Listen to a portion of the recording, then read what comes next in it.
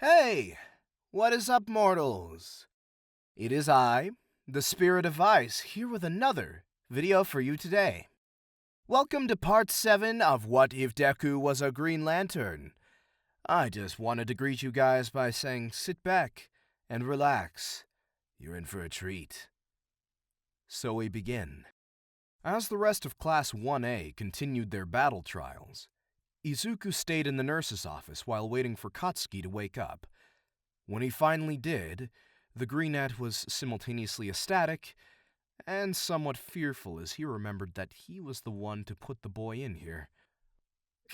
"God-chan!" the lantern screamed, using the childhood nickname he'd tried letting go of nearly a year ago. Bakugo groaned as his eyes adjusted, and he saw the foreign room they were in, along with his bandaged arm. "Deku, where are we? Why are you here? And why does my chest hurt so much?" Izuku was silent for a moment before he answered his frenemy. "You're in the nurse's office.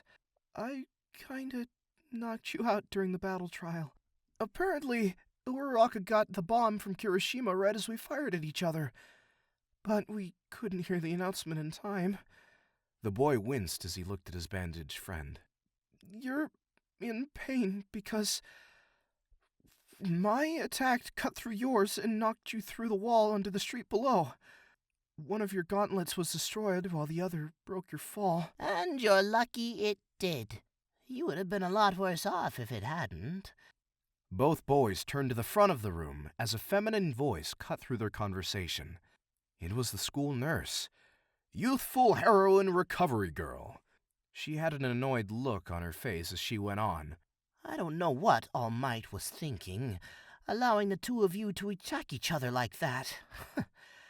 If you'd hit the pavement without anything beneath you, I think your skull would have cracked. The only reason your ribs are still in one piece is because the blunt force spread throughout your chest and stomach, which only left you with a few fractures. Be glad I was able to heal them fairly easily." The duo flinched at her tone, though it seemed she was more mad at All Might than themselves. Miss Recovery Girl?" Izuku spoke up. "Are the others still doing combat training?" "Oh, dang right they are," the little woman shouted before lowering her voice. "Oh, sorry for shouting, dearies. It's just so annoying knowing that I'll likely be needed soon. In any case, you should go back to class, Midoriya. Bakugo will be along in an hour or two, and I think your class is finishing up for the day. School will be over soon anyway, so you don't need to wait up." As the nurse finished speaking, she motioned with her cane for Midoriya to leave. Not wanting to cause any trouble for her, Midoriya proceeded to walk back to the class. But as soon as he stepped inside, he was immediately bombarded with a symphony of voices. "Is Bakugo okay? Did All Might tell you were the MVP for the match?" "That was so sparkly, monsieur." "Hey, that was like super manly back there. The way you beat Bakugo and then rushed him to the medical wing. Oh, that was so heroic." "Hey, Deku, could you always make sentient constructs?" Midoriya really needed to learn how to respond to a series of questions, especially if he ever wanted to be a hero in the spotlight. But he couldn't exactly be blamed for his lackluster reaction, considering that this was really the only second or third time he'd experienced this. But perhaps he could sign up for a speech and debate team to help with that, assuming UA had a club like that. "Bakugo is gonna be fine. Recovery Girl said that he'll be back in an hour or two, so we'll see him after school ends. I can't actually make fully sentient constructs. I have to make sure I can either see them or have a good enough mental image to give accurate orders, and the corridors were simplistic enough to fall into both categories. And, did you say that I was the MVP of the match?" Kirishima nodded enthusiastically. "Oh yeah. After that match, All Might declared you the MVP after you came up with a plan to win and beat Bakugo." "Yeah, you were totally the MVP of the match, Deku," Uraraka agreed. Izuku didn't know how to take that. He'd never been the MVP of something before, much less been declared one by All Might himself. Of course, he was enthusiastic, but he knew himself well enough to know that if he allowed the emotions to overcome him, then he wouldn't be able to stop his tears. So, in an attempt to remain cool in the face of his classmates, he pushed his emotions down while responding. That, that's great. But really, we all did pretty well. I mean, I certainly couldn't have pulled it off without Uraraka's assistance. The girl beamed at his praise, while the rest of the students looked at him with a sense of awe before scattering back to their desks and gathering their things. School ended soon, and they wanted to leave. Izuku, on the other hand, was quickly called out by Aizawa right as the bell rang. "Midoriya, could you see me for a minute?" his teacher asked while gesturing him outside. Huh? What is it, Sensei? Izuku asked as he stood just outside of the door. Aizawa seemed to be a bit disgruntled, but he spoke anyway. "The principal asked me to give you this letter," the man said as he held out a folded piece of paper and placed it in Midoriya's hand. "I haven't read it yet, but I'm actually going to meet with him right now. Don't know if that's relevant or not, I just thought I should let you know. I'm fairly certain you aren't in any trouble, but I'll at least tell you if something's wrong. In any case, be safe on your walk home, kid." Aizawa walked off, leaving a very confused Izuku behind. As the teacher made his way to the principal's office, he couldn't help but wonder how he had gotten here in life. Shota Aizawa believed himself to be a rational man that dealt with everything in a logical manner. Even when expelling the previous year's 1A, he had allowed them to be re-enlisted so that they would taste failure and despair and learn how to cope with it. But now he was expected to believe that aliens existed and that 2 UA students got powers from them. All Might had given him a brief explanation, something about emotional entities that were powered by emotions and in turn powered alien space police and monks. To be honest, Aizawa genuinely believed that the man was suffering from some sort of brain episode. Perhaps Togeda had gotten some sort of sentient quirk, but an alien possessing him? Not likely. As he knocked on the principal's door, he was met with a quick, "Come in." As Eraserhead walked into the room, he wasn't particularly shocked to see Togeda in the room along with All Might and Nezu. He was a bit startled to see the blonde boy wearing a ring similar to Midoriya's.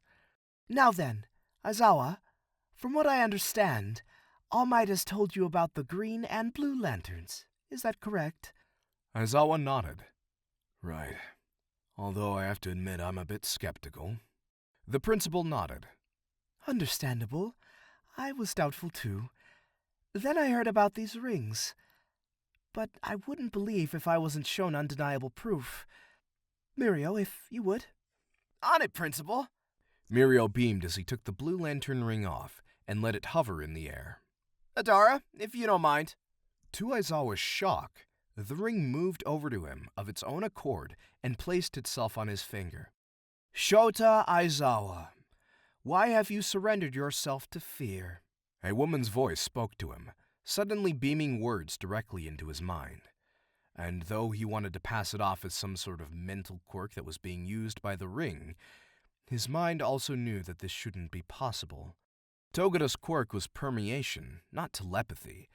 Even if he had a second quirk that developed recently and used a similar support item to Midoriya's, having it move on its own and speak directly to him would be 3 quirks. And beyond that, something inside of him recognized this being. It was as if his soul knew that a godlike entity was speaking with him. "What are you?" Shota demanded, in equal parts fear and awe. I am Adara, the entity of hope, and I asked you a question. Why are you so paranoid? Would Oboro want this for you? My God. Aizawa was close to collapsing now, and it was painfully apparent that whatever Adara was saying to him was causing him great pain. Mirio, if you would. Adara, you can stop now. Mirio was shouting now, and just like that, the ring came off of Aizawa's finger, returning to Mirio, who caught it in his palm.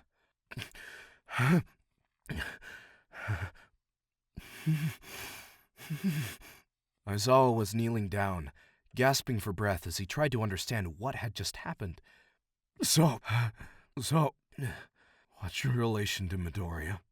Are you sure you're okay? All Might asked, his smile replaced with a frown as he looked at his coworker in concern. "I'm fine," he said as he stood back up and tried to return to his normal stoic state. "Let's keep this going." All Might and Mirio looked uncomfortable with Aizawa's flushed face, but Nezu wasted no time in continuing their discussion. Yes. Well, I didn't expect for Mirio's entity to affect you so severely, but I'm afraid we don't exactly have time to waste. We need to get you, and preferably the rest of the staff, up to speed before anything drastic happens. And we need to make sure that Midoriya and Mirio meet sometime in the near future, The Mouse Principal said with a melancholic shake of his head. So, to keep a long story short, I'll try to be brief. The rings that Midoriya and Mirio wear come from the Green Lantern Core of Will and the Blue Lantern Core of Hope, each ring housing their respective emotional entities. They were destroyed by the Red and Yellow Lanterns, powered by rage and fear. Apparently, Earth is a world that houses a great amount of emotional energy. So it was restricted by the Guardians of the Universe, the creators of the Green Lanterns, to travel here. So no lanterns from any other corps came from here before now. But since the Guardians were killed by their enemies, the last two of them took the entities and came to Earth in hopes of finding candidates to help rebuild the Corps. As you can imagine, they were Midoriya and Mirio. But apparently the Guardians were chased off by the Red and Orange Lanterns, an enemy of the Red and Green Lanterns. They teamed up to stop the Orange Lanterns, and the Guardians took the chance to fly off and deliver the rings before leaving to find each other. Both Guardians along with the Red and Orange Lanterns disappeared after that, and we don't know what happened to them.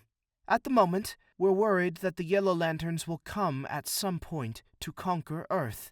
The principal then turned to Mirio. Did I get that right, Miss Adara? The ring glowed in Mirio's palm as the boy responded to Nezu's question. Yeah, that's more or less what happened, yeah. The main points you didn't cover were that there were 2 red lanterns that came to Earth, and there's only 1 orange lantern at a time. He just has the power of an entire corps. But aside from that, you were right about the reds and yellows destroying the green and blue lantern homeworlds. The remaining 2 guardians broke the rules and came here, only to accidentally bring their enemies here with them before they all disappeared. We don't know where they are. This video is sponsored by ExpressVPN. ExpressVPN allows you to change your IP address, making it harder to track and securing your privacy. In addition to providing safe passes through the web, you can also expand the reach of your favorite streaming services like Disney+. If you're from the United States, you won't be able to watch any of the MCU or Sony Spider-Man movies. But by switching your location to Japan, you can access them whenever you want. Check out the link in the description to get 3 extra months when you purchase the 12-month subscription plan that costs $99.99 a year. This deal is for a limited time. And thanks to ExpressVPN for sponsoring this video. Aizawa had remained silent throughout the entire discussion, barely blinking or showing any other signs of registering what he was told. Even All Might was silent. He'd been given a brief explanation by Mirio when Night Eye had called him in a hurry and had him rushed down to his agency several months ago, an event that had restored his stomach and allowed him to continue his work as the #1 hero all day.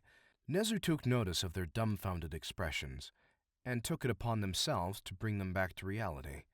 All right, Eraserhead. I understand that this is a lot for you to take in, but we need you to remain lucid here. This doesn't affect just Mirio and Midoriya. It affects all of us. If the Yellow Lanterns come here, or worse, the Red Lanterns and or Orange Lantern come back, then we'll need the entire student and staff body ready for it. Right.